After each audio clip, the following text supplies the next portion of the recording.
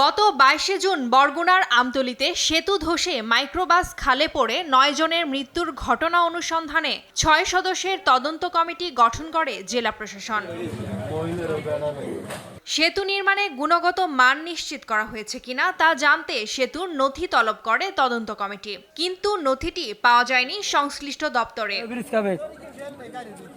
সেতুর গুণগত মান নিশ্চিতে বুয়েটের মাধ্যমে তদন্ত করানোর পাশাপাশি নথি সংরক্ষকদের শাস্তির সুপারিশ করেছে তদন্ত কমিটির সদস্য অতিরিক্ত জেলা প্রশাসক।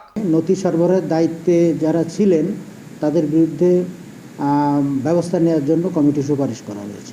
দক্ষিণাঞ্চলের বীজগুলোকে, আয়রন বীজগুলোকে আরসিসি গার্ডার বীজে উপনীত করার সুপারিশ করা হয়েছে।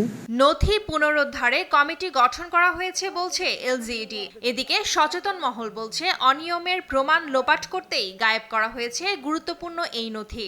নথি খুঁজে বের করার জন্য আমরা অত্র অফিসের সিনিয়র সহকারী প্রকৌশলীর নেতৃত্বে আমরা একটা কমিটি করে দিয়েছি। কমিটি নথি খুঁজে দেখেছেন, তারা খুঁজে পাননি বলে তারা একটা রিপোর্ট আমাদেরকে জানিয়েছেন। এখনও নথি খোঁজা হচ্ছে, খুঁজে পেলেই আমরা কমিটির কাছে নথি হস্তান্তর করতে পারবো। এই নথি যে এলজিইডি খুঁজে পাচ্ছে না, ঠিকাদারের সাথে এবং এলজিইডির সাথে কোনো যোগসাজশ রয়েছে, নইলে কেন নথি খুঁজে পাওয়া যাবে না? সরকারের আর্থিক অনুদান এলে তা ক্ষতিগ্রস্ত পরিবারদের বুঝিয়ে দেওয়া হবে বলে জানান জেলা প্রশাসক। সুপারিশ দিয়েছে এই কমিটি, সেই সুপারিশের আলোকে আমার বিশ্বাস যে সরকার সংশ্লিষ্ট দপ্তর প্রয়োজনীয় ব্যবস্থা গ্রহণ করবে। সরকারের একটা আর্থিক অনুদানের বিষয়, সেই প্রক্রিয়া আমরা করেছি এবং আমরা আশা করছি সেই অনুদান যদি আসে তাহলে আমরা পরিবারের হাতে সেই অর্থটা আমরা তুলে দিতে পারবো।